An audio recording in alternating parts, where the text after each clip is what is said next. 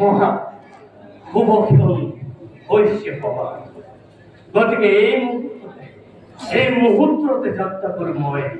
মৃগয়াৰ নহমানে মূলত নাই ৰাজ্যৰ সকলো দায়িত্ব আপোনাৰ ওপৰতে মই কৰিলো অৰ্পণ ভাল সেনাপতি আছে প্ৰস্তুত মোৰ মৃগয়াৰ সম্ভাৰ হয় মহাৰাজ সিংহ দৰ্শিত হৈ আছে ৰথ ৰখি আদি কৰি দীঘলীয়া কিন্তু মহাৰাজ প্ৰধান পূৰ্বক জনা বাতৰি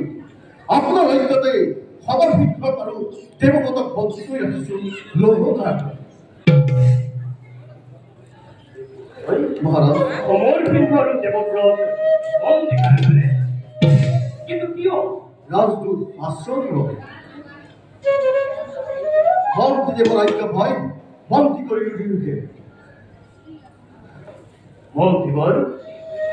অমৰ সিংহটো আপোনাৰ জামাতা হলেও রাজত্ব হইনি হইলে কি আপনার পূর্ব কথা তোর কন্যার কৌশল্যা করি রাজদূত করিলে আসন গুপ্তচরের মুখে শুনিল বাতরি অনুসন্ধান সরল গোপনে প্রমাণ পাই